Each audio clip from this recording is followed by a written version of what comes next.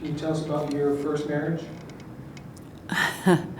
My first marriage was who I lost my virginity to, my high school sweetheart, Sam. I mean, Sam Smith. You can't get more white than that, can you? He was a gentle giant.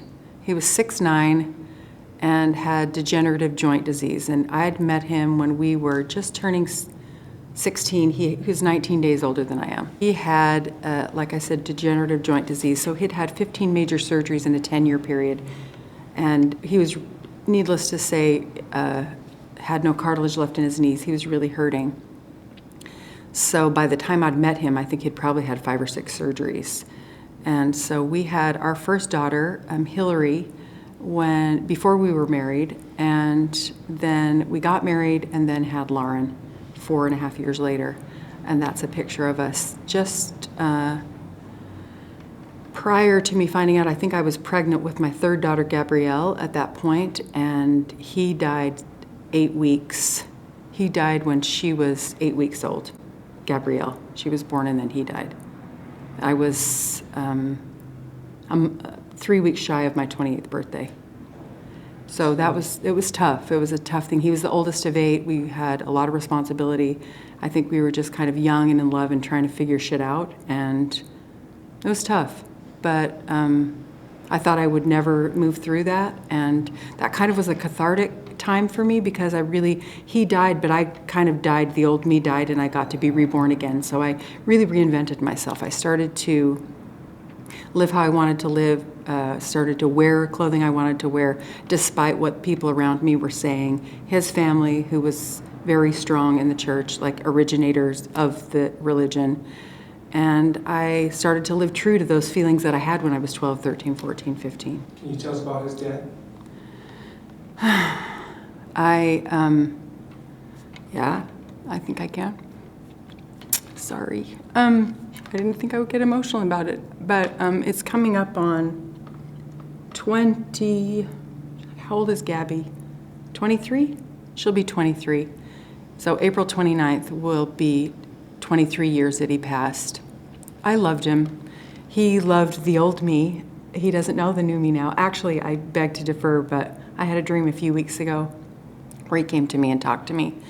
But we always had a close relationship. We really grew up together, and I actually I was breastfeeding our daughter, Gabrielle, and we were in the basement, and I went up because it was too cold and he had fallen asleep watching the movie, and I was awakened by being smothered.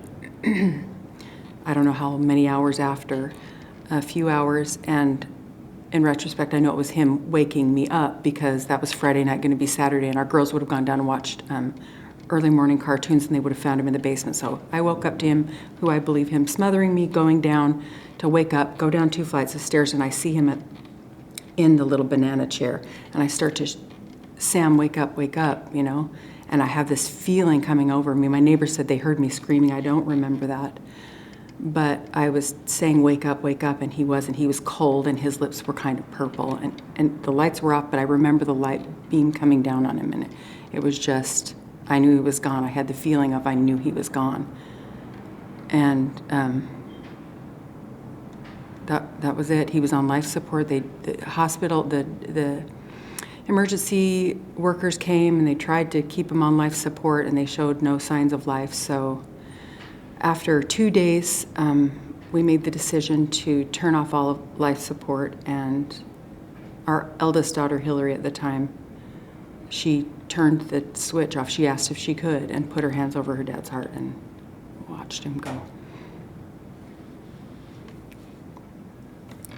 Sorry.